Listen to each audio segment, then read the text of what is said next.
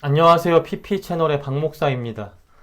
출애굽기 1장을 보면 심각한 가뭄으로 인해 고통당할 뻔한 이집트를 도와 번영하게 해 주었던 요셉의 후손인 이스라엘 민족이 이집트에서 학대당하는 장면이 나옵니다. 그들의 조상인 요셉은 이집트를 크게 도왔잖아요. 그러니 그의 후손인 이스라엘 민족은 좋은 대접을 받아야 너무나 마땅한데 도리어 학대를 당했다고 말합니다. 왜 그랬을까요? 왜 이스라엘 민족은 이집트에서 학대를 당했을까요? 그 이유에 대해 출애굽기 1장 8절에서는 이렇게 말합니다. 요셉을 모르는 새 왕이 일어나 애굽을 다스리더니. 성경에선 요셉이 한 일을 모르는 새로운 왕이 등극했기에 이스라엘이 이집트의 학대를 받았다고 말해요. 먼저 이 말씀만 보면 단순히 왕 한 명이 바뀐 듯한 그런 느낌이 드는데 실제로는 그런 스케일의, 그 정도 스케일의 사건이 아닙니다. 이집트를 다스리던 왕조가 바뀌는, 아니 민족이 바뀌는 매우 큰 사건이었어요. 요셉이 이집트에서 총리를 하던 시기엔 가나안 민족이었던 힉소스 왕조가 이집트를 다스리고 있었습니다. 가나안에서 돌아다니며 목축을 하던 힉소스족이 가나안에 든 가뭄으로 인해 살기 좋은 땅을 찾아 이동하다가 이집트에 있는 나일강 하류 지역의 비옥한 땅을 보고요, 마음에 들어해요. 그래서 그곳을 차지해버립니다. 그리고 거기뿐만이 아니라 그것을 토대로 해서 이집트의 거의 대부분을 이렇게 정복하고 지배하게 돼요. 이에 이집트를 원래 다스리던 원민족 그 왕조들, 이집트 그 본토인 왕조는요, 멀리 쫓겨나게 돼요. 요셉은 바로 이 시기에 이집트에 팔려왔고, 당시 이집트를 다스리던 이 힉소스와 같은 가나안 지역에서 살던 사람이었기 때문에 별다른 거부감 없이, 민족적 차별 없이 이집트의 총리에까지 오를 수 있었던 것 같아요. 아마도 가나안 민족이 아니라 원래 이집트의 원주민이, 본토 민족이 이집트를 다스리고 있었다면 요셉이 아무리 뛰어난 일을 했다고 해도 총리의 자리에까지는 오르지 못했을 거예요. 아무튼 이 힉소스 왕조는 대략 150에서 200년 정도 이집트를 다스리다 본래 이집트에서 살던 원주민들에게 쫓겨나게 돼요. 그리고 그 이후에는 다시 이집트 원주민 왕조가 세워지고요, 그들이 이집트를 다스리게 됩니다. 자, 그러면 생각해 봅시다. 다시 돌아온 이집트 원주민 왕조가 요셉이 예전에 이집트를 위해 했던 그런 일들을 알 수 있었을까요? 모르죠. 당연히 모를 수밖에 없어요. 왜냐하면 요셉이 가뭄에 고통당할 뻔한 이집트를 구원한 것은 전 왕조인, 그러니까 가나안 민족이 다스리던 이집트 시대이니까 다시 돌아온 이들은요, 당연히 알 수가 없는 거예요. 자, 그러면 이걸 유념하고 이제 본론으로 들어와. 그러면 이스라엘은 왜 이집트에서 학대를 당했는가? 특별히 이스라엘이 잘못한 것도 없고 피해를 준 것도 없었어요. 뭐 반란을 일으키거나 통치 체계에 반발하거나 뭐 그런 큰 잘못이나 미움받을 짓을 하지 않았는데도 불구하고 학대를 받았습니다. 왜 그랬을까? 그냥 단순히 그 요셉이 한 일을 모르는 다른 민족의 왕이 등극을 해서 이방인이었던 이스라엘 민족이 학대를 받았던 걸까요? 뭐 그렇게도 생각은 해볼 수 있어요. 왜냐하면 사람은 기본적으로 나와 다른 민족을 이렇게 경계하는 게 기본 심리 안에 있으니까요.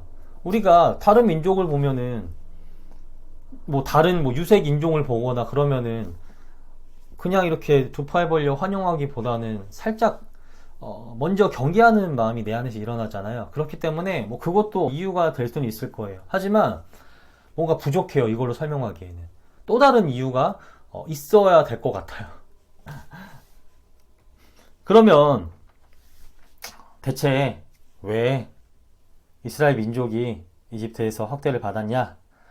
네, 그 이유는 이스라엘 민족이 이집트 내에서 이집트 사람들보다 훨씬 더 강성하고 번창했기 때문입니다. 출애굽기 1장 9절 말씀 제가 읽어드릴게요. 그가 그 백성에게 이르되 이 백성 이스라엘 자손이 우리보다 많고 강하다. 이집트로 들어간 이스라엘 민족은 하나님의 약속에 따라 축복받아 번창하게 됩니다. 번성하게 됩니다. 근데 이게 이집트 사람들의 입장에서 보면 못마땅해요. 마음에 들지 않는 상황이에요. 자기 나라에서 다른 민족의 세가 강하고 다른 민족이 자기들보다 번창하는 걸 더 좋아하는 그런 나라가 있을까요? 예를 들어서 우리나라에 일본 사람이나 중국 사람이 훨씬 더 많고 훨씬 더 세가 강하고 번창한다면 우리나라 사람들이 좋아할까요? 아니죠. 당연히 안 좋아합니다. 왜냐? 위협이 되니까요. 그들이 이렇게 번창하게 되면은 그러므로 우리나라를 빼앗을까? 또 우리나라 빼앗길까? 이런 걱정이 들게 됩니다. 그렇기에 이집트 사람들도 이스라엘 백성들이 번창하는 걸요 좋아할 리가 당연히 없었습니다. 더군다나 이집트는 얼마 전까지 실제로 가나안 민족의 지배를 받았단 말이죠. 그런 상황을 겪었기에 가나안에서 살다가 이집트로 넘어온 이스라엘에게 경계심을 가질 수밖에 없었어요. 이러한 그들의 심리가 출애굽기 1장 10절에 잘 나와 있습니다. 제가 읽어드릴게요. 자, 우리가 그들에게 대하여 지혜롭게 하자. 두렵건대 그들이 더 많게 되면 전쟁이 일어날 때 우리 대적과 합하여 우리와 싸우고 이 땅에서 나갈까 하노라 하고. 아멘. 이집트의 접경은 가나안 지역이었습니다. 그렇기에 아마도 누군가가 이집트를 쳐들어오게 된다면 그 대상은 가나안 민족이 될 확률이 가장 높았어요. 가까우니까요.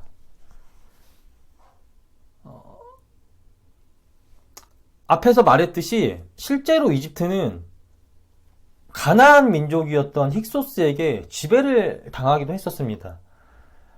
그때 힉소스가 이집트를 공격할 때 같은 민족 계열이었던 주변의 여러 가나안 민족이 힉소스를 도왔다고 합니다.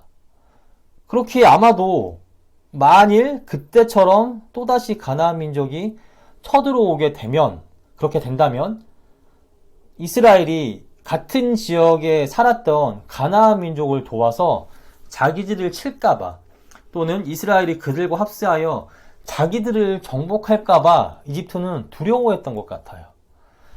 이스라엘이 더 강성해지면 예전에 있었던 것처럼 다른 가나안 민족과 합세하여 자기들을 공격할까, 나라를 빼앗을까 두려워했던 것 같습니다. 그렇기에 새롭게 이집트를 다스리게 된 이집트 원주민 본토인 왕조는 옛날의 그 치욕적인 역사를 다시 반복하지 않기 위해 이스라엘의 세를 누르고 그들을 번창하지 못하도록 학대를 했던 것 같아요. 동시에 이러한 전쟁으로 인해 이집트의 힘이 약해지면 이스라엘이 이집트를 떠날까봐 두려워했던 것도 같습니다. 이집트 내에서 많은 일을 하고 있던 이스라엘인들이 이집트의 원주민들보다 훨씬 더 번창했던 이스라엘인들이 한 번에 다 나가버리면 인구가 확 줄잖아요. 그러면 일꾼도 줄어들고 농사 짓는 사람도 줄어들고 뭐 가축을 키우는 사람들도 줄어들고 이렇게 일하는 사람들이 많이 부족해져요. 그러면 일할 사람이 없으니까 이집트의 전반적인 산업과 경제가 큰 타격을 받을 수밖에 없겠죠. 네. 그래서 이집트는 이스라엘 민족이 자기 나라에서 나가는 것을 원치 않았던 것으로 보입니다. 지금까지의 내용을 간단히 정리하면, 당시 이집트는 자기 나라를 지키기 위해 분란의 싹을 제거하려, 그리고 자기들의 필요에 의해 제어하고 부려먹기 위해 이스라엘 민족을 학대했던 것입니다. 하지만 이스라엘의 번창은 하나님이 하신 일이었습니다. 하나님께서는 자신의 구원 계획을 성취하시기 위해 창세기에서 아브라함과 맺은 언약을 이루심으로 이집트에서 이스라엘 민족을 번창하게 하셨던 거예요. 그렇기에 출애굽기 1장 7절을 보면 이집트의 이런 온갖 학대에도 불구하고 이스라엘의 세는 줄어들지 않고 오히려 더 번창했습니다. 또한 이스라엘이 이집트를 떠나지 못하게 바로가 끝까지 막으려고 했으나 결국 어떻게 됩니까? 네, 하나님께서 이스라엘을 출애굽시키세요. 이를 통해 우리는 하나님께서 계획하고 이루시는 일은 그 누구도 어떠한 방해도 막을 수 없다는 것을 알 수 있어요. 어떠한 방해도, 어떠한 억압도, 어떠한 핍박도 하나님께서 하시는 일을, 하나님의 계획을 절대 막을 수 없습니다.